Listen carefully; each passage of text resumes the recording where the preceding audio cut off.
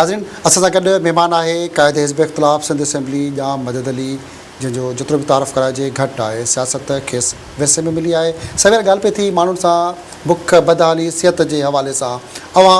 ख़ुदि सियासत जे हवाले सां ऐं सियासत विरसे में मिली आहे जाम सादिक जा भाणे जा जाम सादिक सिंध जो तमामु वॾो दबंग क़िस्म जो वज़ीर आला सख़्तु क़िस्म जी तबियत अवां उते वरी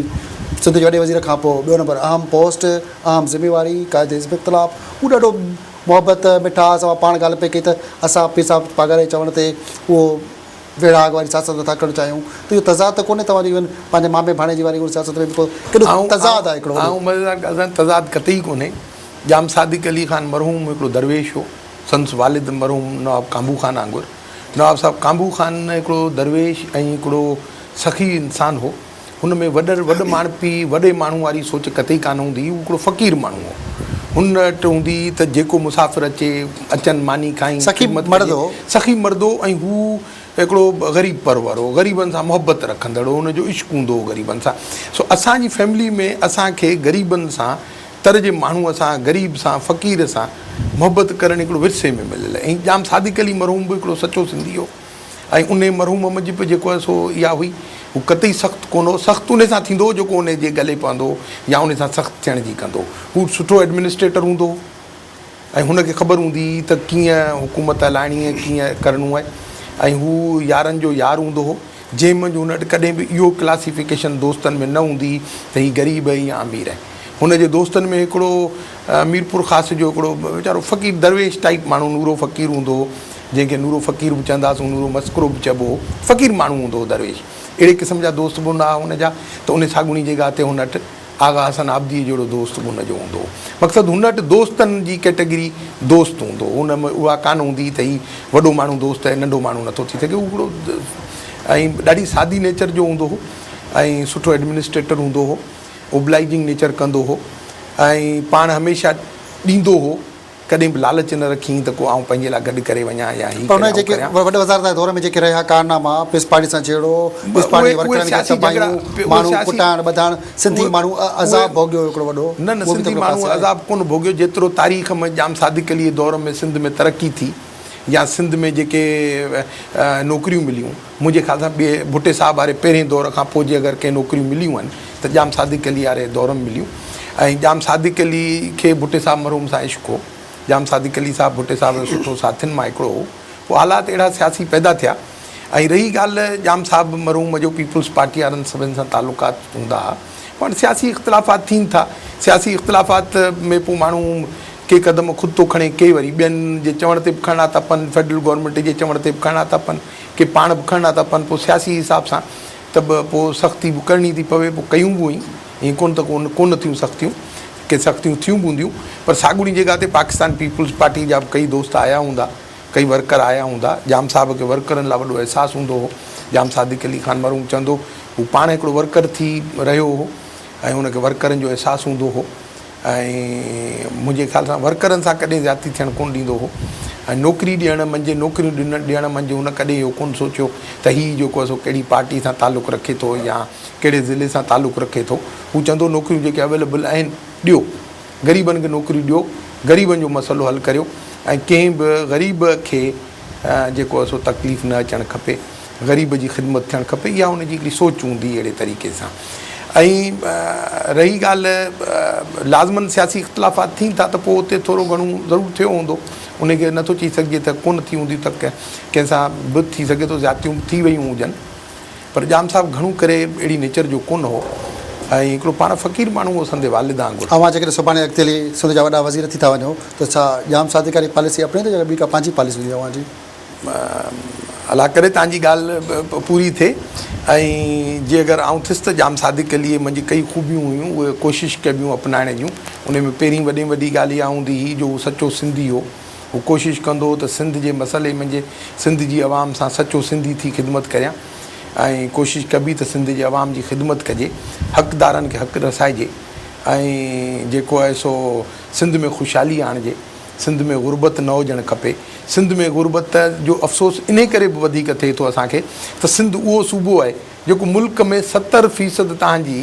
65 खां 70% जे विच में जे असीं माली तौर पे असांजे मुल्क खे मदद करियूं था, मुल्क खे हलायूं था,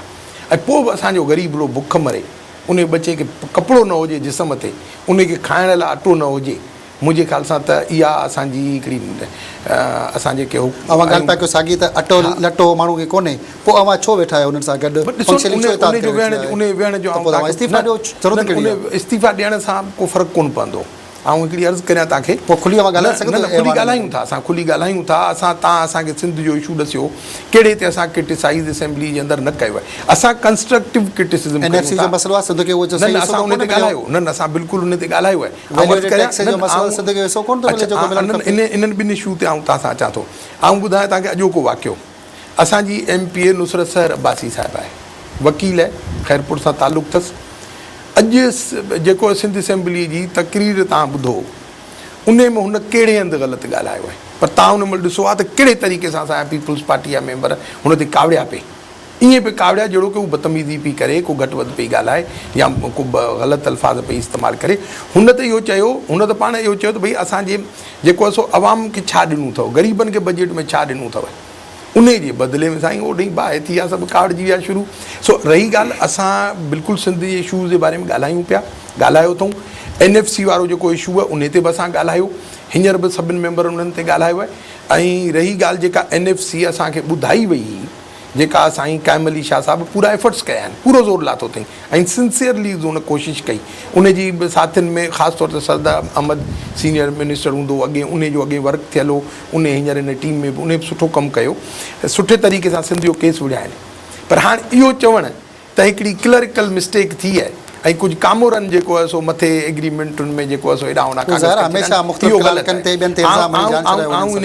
आऊं इन ॻाल्हि ते तस्लीम कोन कंदुसि, बल्कि सिंध जो को माण्हू, हिकिड़ो ॼट माण्हू जेको अनपढ़ हुजे न, उहो बि इन ॻाल्हि खे तस्लीम कोन कंदो त कंहिं क्लरिकल मिस्टेक में एॾो कंहिं ऑफिसर जी एॾी हिमत थी सघे थी त वज़ीर आज़म साहिब जे साम्हूं जेका हिकिड़ी एग्रीमेंट थी आहे, जंहिंमें 4 वज़ीर आला, 4 फाइनेंस मिनिस्टर, फेडरल मिनिस्टर वेठो हुजे फाइनेंस जो, वज़ीर आज़म जी नॉलेज में हुजे, दुनिया में मीडिया ॿुधियूं हुजनि, उन कागज़नि खे को हिकिड़ो दफ़ो ग़लती करे, ॿियो दफ़ो ग़लती करे, टियों दफ़ो ग़लती करे, इहा ॻाल्हि कोन्हे। इन में कोताही फेडरल गवर्नमेंट जी आहे। फेडरल गवर्नमेंट खे खपे त उन इशू ते जेको तय थियो आहे सूबनि जे विच में उन ते अमल कराइनि, उन जी कागज़नि खे हेर फेर थियणु न ॾीनि, इहा आहे कोताही फेडरल गवर्नमेंट जी। इन मंझि आऊं कंहिं सूबे ते इल्ज़ाम कोन हणंदुसि। अगरि को सूबो विच में गेम करे ऐं फेडरल गवर्नमेंट खे प्रेशराइज़ करे पियो, प्राइम मिनिस्टर खे प्रेशराइज़ करे पियो या फेडरल जे फाइनेंस मिनिस्टर खे प्रेशराइज़ करे पियो, त उहो हाणे हुननि जो हेडेक आहे। जॾहिं हिकिड़ी ॻाल्हि तय थियल, सभिनि सूबनि एग्री थियल आहे, त हाणे उनखे अमल कराइणु फेडरल गवर्नमेंट जो कमु आहे। उन ते इल्ज़ाम हणी छॾणु त हीअ ब्यूरोक्रेटिक मिस्टेक आहे, ब्यूरोक्रेट्स पिया कनि। भई ब्यूरोक्रेट्स तव्हांजा पोस्टेड थियल आहिनि न, हुकूमत जा पोस्ट जेको ब्यूरोक्रेट सही माना में नथो पियो हुकूमत जा अहकामात मञे, उनखे तव्हां ट्रांसफर कराए छॾियो अथई, उन जॻह ते ॿिए कंहिं ऑनेस्ट ऑफिसर ट्रांसफर कंदी त सुभाणे जेके तव्हां थी अवां ई आहियो मुख़्तलिफ़ पार्टी ईअं कोन न, असांजी तरफ़ां कॾहिं अलहदगी जी धमकी कान मिली आहे। असां वटि आऊं तव्हांखे इहो बि ॿुधाए छॾियां, जे अगरि कंहिं माण्हूअ खे इहो तासुर आहे त असांजी पार्टीअ को वज़ारतुनि जी लालच में हुकूमत वरिती, त असीं वज़ारतुनि जी लालच में उन महिल वठूं आहे जेॾी महिल प्राइम मिनिस्टर साहिबु हुकूमत ठहण खां पहिरीं पीर साईं बादशाह हटि आयो। पीर साईं जेॾी महिल पाण आयो त उन महिल असीं वठी सघियासीं थे, चऊं आहे बाबा ही मिनिस्ट्रियूं ॾियो, हेतिरियूं ॾियो, हेतिरियूं न ॾियो, उन महिल वठूं आहे। न, पीर साईं जिन जेको हुकूमत में असांजी पार्टी जेका एडवाइज़र ॾिना या मथे फेडरल में जेके मिनिस्टर ॾिना अथई, प्योरली इन सोच ते ॾिना अथई त मोहतरमा बेनज़ीर साहिबा जी शहादत का नंढी शहादत कान हुई, का पाकिस्तान खां नंढी कुर्बानी कान हुई, तमामु वॾी कुर्बानी हुई जेका असां पाकिस्तान ॾिनी आहे। बेशक मोहतरमा साहिबा पीपल्स पार्टी जी लीडर हुई, असीं फंक्शनल लीग जा वर्कर आहियूं, पर मोहतरमा साहिबा पाकिस्तान जी हिकिड़ी तमामु हिकिड़ी क़ाबिल ज़हीन शख़्सियत, बल्कि आऊं चवंदुसि दुनिया जी हिकिड़ी क़ाबिल ज़हीन शख़्सियत हुई ऐं पंहिंजे पीउ वांगुरु हिकिड़ी बहादुर ऐं प्लस आऊं चवंदुसि त हिकिड़ो लीडर तस्लीम कयो था त उहो बहादुर ऐं ज़हीन हुई, मगर फंक्शन लीग ऐं पीर साहिब पगारो हुन ज़िंदगी में त कोन मञियो, सियासी इख़्तिलाफ़ात रहनि था न, उहे सियासी इख़्तिलाफ़ात रहनि था। ऐं जे अगरि सिर्फ़ु मुखालिफ़त न हुजे, सभु येस मैन हुजनि त पोइ येस मैन कॾहिं पीर साहिब न रहियो आहे। पर पीर साहब कॾहिं बि येस मैन कोन थियो। पीर साहब हमेशह जेका ॻाल्हि कई हूंदी ओपन कई हूंदी मीडिया मंझि। पीर साहब कॾहिं कंहिं ॻाल्हि ते कख कोन रखिया हूंदा। पीर साहब कॾहिं कंहिंखां ॾिनू कोन्हे। ऐं उहो घरानो आहे जंहिं शहादत क़बूल करे छॾी, अंग्रेज़नि सां इस्लाम ते विढ़िया, मुल्क हासिल करण लाइ विढ़िया, शहादत क़बूल करे छॾनि। 50,000 खां मथे पंहिंजा हुर जंहिं मुंहिंजे औरतूं मर्द ॿार सभु गॾु हुआ, उन्हनि खे शहीद कराइण क़बूल करे छॾनि। 10-12 सालनि ताईं नंढपण जी उमिरि में वञी अंग्रेज़नि वटि उते क़ैद हिकिड़ो हॉस्टलनि में रहण, उन्हनि जी क़ैदत वारी ज़िंदगी गुज़ारी। पीर साहब वॾे जी पीर सपुतरा शाह राजदी जी शहादत जी ॻाल्हि पिया कयो, उनजी तव्हां खणाए शहीद कयो वियो। उहो लाश अॼु ताईं पाण खे न मिलियो आहे। ऐं पीर साहब पगारो ख़ुदि सरकारी क़ुवतनि में अहम ज़िम्मेवारियुनि ते मौजूदु आहे। उहा सरकारी पार्टी हर दौर में इक़्तिदार में, पोइ छो न उन्हनि धुरनि खां परॾे क़ुवतुनि खां मग़रबी क़ुवतुनि खां उनजो लाश जॻहियुनि ते क़बरुनि जा निशान त हणी ॾिए था, पर छो नथो थिए? मुंहिंजो माण्हू इहो बि चवणु आहे त पीर साहब पगारो जी ख़ुदि जेकी ट्रेनिंग थी उहा नंढी उमिरि में उहा थी आहे, उनखे नथो ॻाल्हाए शायदि। न आऊं अर्ज़ु करियां, पीर साहब पगारो पहिरें नंबर ते हिकिड़ो सचो पाकिस्तानी अथव। बिल्कुलु आहे, उनखां ऐं ॿिए नंबर ते पीर साहब जेको हिकिड़ो चवंदो त आऊं GHQ जो साथी आहियां या GHQ जो आहियां, त उन जो हिकिड़ो रीज़न हूंदो अथव। उहो जेको आऊं ॾींदो आहियां रीज़न हमेशह, उहो इहो रीज़न आहे छाजे करे हू माण्हू फेडरलिज़म पाकिस्तान जी हिकिड़ी मज़बूतीअ में यकीन रखे थो। हू नथो चाहे त को पाकिस्तान खे अला न करे करे को अहिड़ो नक्शे में का चेंज अचे, पाकिस्तान खे को नुक़सानु थिए, हू कॾहिं इहा सोच नथो रखे। ॿिए नंबर ते जॾहिं बि तव्हां ॾिठो हूंदो पाकिस्तान ते कॾहिं बि को इंडिया जी तरफ़ां को प्रेशर थियो आहे, को जंग थी आहे, तॾहिं तव्हां ॾिठो हूंदो त पीर साहब जा हुर अॻे रहिया आहिनि, अॻे विढ़ंदा रहिया आहिनि। ऐं ईअं न त न, ऐं पोइ जेको माण्हू मक़सदु इन हद ताईं क़ुर्बानी ॾिए थो, ऐं उहो माण्हू जे अगरि चवे त भई आउं फ़ौज जो साथी आहियां, त फ़ौज बि असांजी आहे। फ़ौज जो साथी रहण खां पोइ नाज़रीन असां सां गॾु क़ाइद हिज़्ब इख़्तिलाफ़ या मदद अली गॾु आहे, ऐं खोड़ सारी ॻाल्हियुनि ते ॻाल्हाइबो, पर नंढी ब्रेक खां पोइ।